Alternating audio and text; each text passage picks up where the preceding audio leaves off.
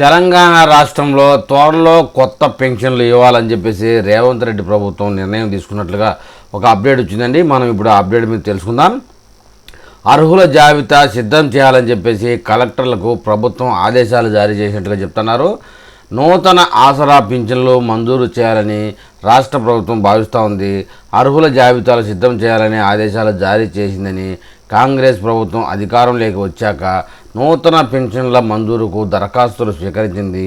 మొత్తంగా రాష్ట్ర వ్యాప్తంగా 5,20,000 మంది దరఖాస్తులు పెండింగ్లో ఉన్నాయట. పింఛన్ లబ్ధిదారుడైన వ్యక్తి చనిపోతే ఆయన భార్యకు వితంతు పింఛను వర్తింపజేసేందుకు ఆన్లైన్లో దరఖాస్తు స్వీకరిస్తున్నా మంజూరు అయితే చేయడం లేదని చెప్తున్నారు.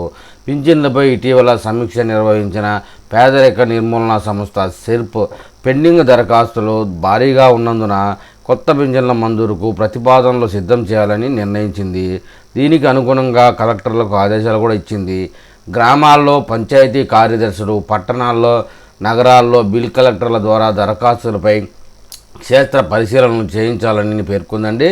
వృద్ధాప్య పింఛన్లు పొందుతూ మరణించిన లబ్ధిదారుల జాబితా ఆధారంగా పరిశీలన జరిపి వారి భార్యలకు అర్హత ఉంటే వారి పేర్లతో జాబితాలు సిద్ధం చేయాలని, పెన్షనర్ ఐడి, మరణ ధృవీకరణ పత్రం, ఆయన భార్య ఆధార్ కార్డు, బ్యాంకు ఖాతా వివరాలు తీసుకోవాలని, వరుసగా 2-3 నెలలు పింఛన్ తీసుకొని వారు వలస వెళ్ళినట్టుగా కూడా గుర్తించి వారి పెన్షన్ రద్దు చేయాలి అని, వారి భార్యలు వృద్ధాప్య పింఛన్కు అర్హులైతే వారి పేర్లతో జాబితా తయారు చేయాలి అని, ప్రస్తుతం రాష్ట్రంలో ఆసరా పథకం కింద 42,96,000 మంది వృద్ధులు, వితంతు, ఒంటరి మహిళలు, దివ్యాంగులు, చేనేత, గీత, బీడీ కార్మికులు, ఫైలేరియా, హెచ్ఐవి, కిడ్నీ వ్యాధి బాధితులు పింఛన్లు పొందుతూ ఉన్నారు.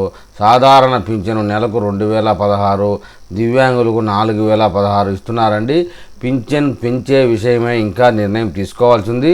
పింఛన్ పెంపుపై ఇంకా 2-3 నెలల తర్వాత అవకాశం పెంచేదానికి ఉంది. అప్పుడు అప్డేట్ ఇస్తారని కూడా ఒక సూచనప్రాయంగా చెప్పారు. ఆ అప్డేట్ రాగానే మళ్ళీ నేను ఒక వీడియో చేస్తాను. ఆ వీడియో మీకు చేరాలంటే నా ఛానల్ సబ్స్క్రైబ్ చేయండి, లైక్ చేయండి. మీరు నాకు ఏదైనా తెలపాలనుకుంటే కామెంట్ రూపంలో తెలపండి.